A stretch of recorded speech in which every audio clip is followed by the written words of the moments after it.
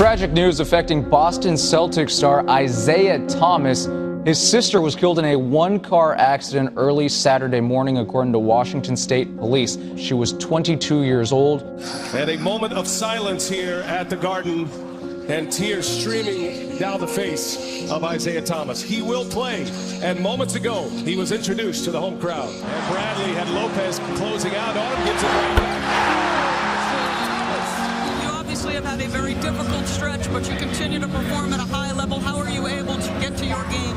Basketball, when I'm on the court, it just keeps me going. So I do everything for my sister now, and that's all I can do. Thank you. Man, you gotta respect Isaiah for that, but that's only one of our 10 most emotional moments. One shot made an NBA legend cry. Another player was forced to play an NBA game after their family was burned alive.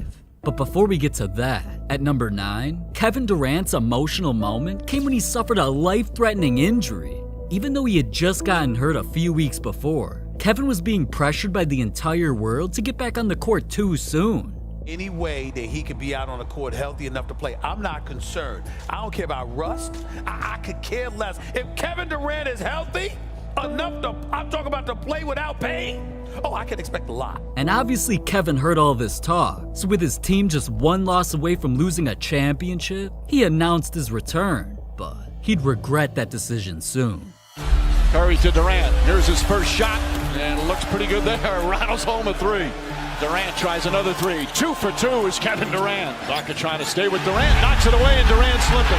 Durant goes down holding his leg, and Durant grabbing that right leg. I don't like to hear the fans cheering. I'm surprised by that, and the players are telling him not to be doing that. Kevin suffered one of the worst injuries possible, something that's ended careers before him, a torn Achilles. So when he couldn't even walk off the court without help, and the opposing fans were cheering on his downfall, they must not have realized that Kevin risked the rest of his career for that one game. And that's why the situation had the entire Warriors organization emotional. He sacrificed his body for us, and I just feel bad for him. So, I got a lot of emotions right now. It's crazy.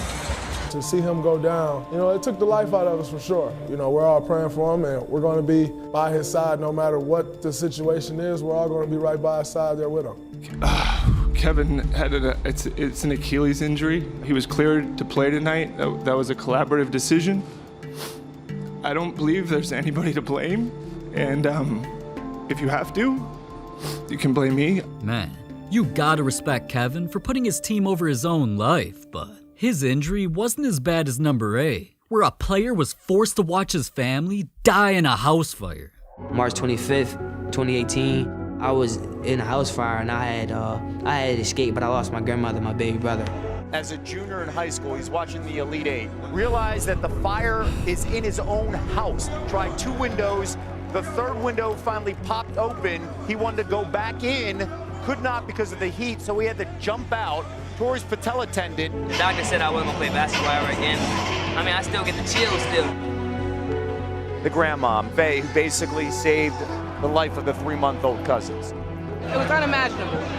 What he went through, what he endured, and what he persevered through, he kept going, and he didn't give up when all the odds was against him. On my shoulder, I got my baby brother, my grandmother. That's who I play for. I'm sorry. That's just been my why and my joy and my passion.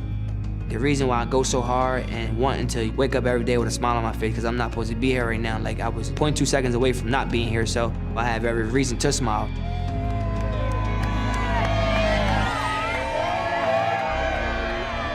But alright, not all emotional moments are that serious. At number 7, one fan got so emotional, he got kicked out of an NBA game by the police.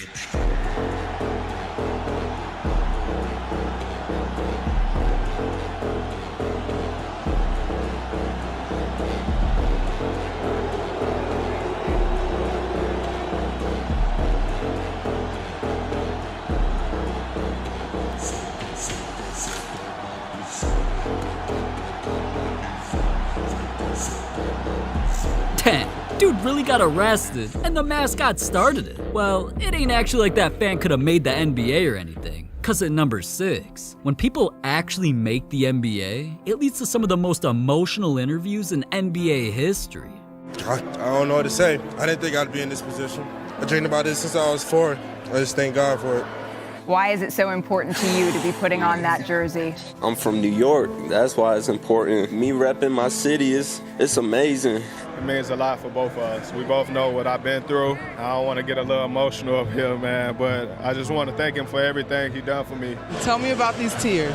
It's just accomplishing something that I've been dreaming of my whole life. Hearing that sentence from Adam Silver, I've dreamed of it so much that I gotta cry, man. But as emotional as players get at the draft, that's just the beginning of the hype they'll have to live up to. And at number 5, LeBron James didn't just live up to his hype. He set one of the most legendary records in sports history and got emotional in front of his family and millions of people. Among all your accomplishments, where will the scoring title rank? The scoring record was never, ever even thought of in my head because I've always been a pass-first guy. I've always loved seeing the success of my teammates. It's never been a goal of mine. Hey, Brown, when you break the record, you gonna cry? Huh? Oh, the scoring record? Yeah, the scoring record. You don't think so? Now, even though LeBron claimed that scoring wasn't his priority, on February 12, 2023, LeBron walked in just 36 points away from becoming the NBA's all-time leading scorer. And well, work. Jay Will switches on to LeBron. Here's a 3 on its way. There you go. That's the first nickel. James, little sidestep. He's fouled. And another one is down to the schedule. LeBron fires a 3. That was Westbrook finds James. James lays it in. And here's James on the line from Westbrook. Walker finds James. James lays it in. Looking for James. He's got it. Coming to the end of the third quarter. LeBron James, a shot at history. LeBron stands alone. The NBA's all-time scoring record now belongs to LeBron James.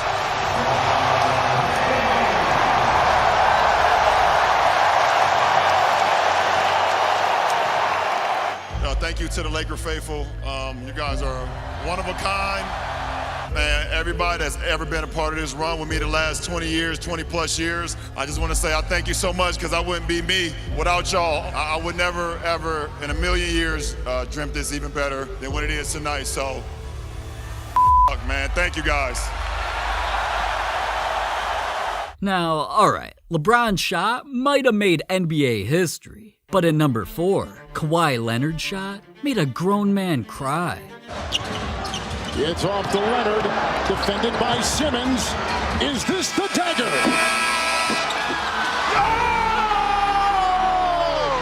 Game! Series! Toronto has won! The Raptors get the shot to go. Damn, man. Like, imagine a guy who laughs like this making you cry. But alright, all jokes aside, Embiid was only diagnosed with some hurt feelings. At number 3, Tony Snell's emotional moment came after he was diagnosed with a life-changing disorder. Tony always knew he was different, but he kept it a secret because most people treated him like a joke. From fans clowning his embarrassing stat lines and turning him into a meme, to having his own teammates clown him for how he dressed. He said Tony Snell was the worst dressed player he's ever 100%. Seen. All along, Tony was just trying to be him, but nobody knew what he was actually suffering from. Last year, Tony and his wife Ashley noticed their little boy Carter was starting to miss some developmental milestones. By 18 months, he still wasn't talking. He was doing a lot of stimming. So it's like this kind of movement always has to have 6 or 7 toys in his hands. Usually one is always a basketball. So the doctor was like, well, we need to get him tested for autism. So he gets diagnosed. At what point did you think, you know what? I can relate to some of this as well. Maybe I should get checked out. Growing up, always been alone. I just couldn't connect with people on the personal side of things. And I'm like, you know what? If he's diagnosed, then I think I am too. So that gave me the courage to go get checked up. And after that heartbreaking announcement, Tony's story made headlines. But at number 2, Jamal Murray's emotional moment came from a worldwide controversy. Once the world found out about the insane tragedies when cops wrongfully killed Breonna Taylor and George Floyd, nobody was more affected by this than Jamal Murray. Not only was he upset, he felt like he needed to spread awareness by representing the people that were lost with some custom shoes. And once he wore them to his next game, he put the world on notice. Murray goes, shot clock at 3. Another little floater is good. Murray, three-pointer is up, and it's good. Jamal Murray again. Step back 3 on the way, and he's got another one. Jokic finding Murray. Murray, does he got another one in him? Oh, you bet he does. And that might be the dagger. Wow. 50 points and the win. While wearing the shoes, Jamal had the best game of his career, so of course he got emotional. And in life, you find things that hold value to you, and things to fight for. We found something worth fighting for as an NBA, as a collective unit. And I use these shoes as a symbol to me to keep fighting all around the world. You have a picture of George Floyd on your right shoe here. You got Breonna Taylor. Why has this been so personal for you, Jamal? Because it's not just in America, it happens everywhere. And it's not gonna take one night. And we've been trying to fight for 400 years, but these shoes give me life. They help me find strength to keep fighting this world.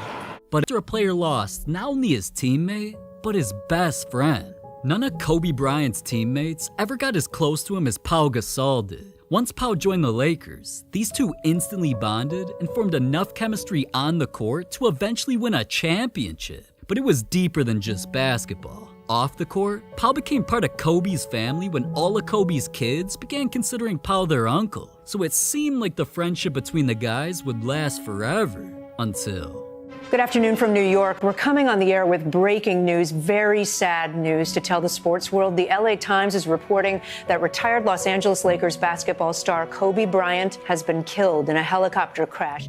I still didn't want to believe it. You still thought that Kobe could have gotten out of that accident by his own feet. You know, he was that invincible. In the world of grief that followed, Pau and his wife, Catherine, knew what his brother would want him to do.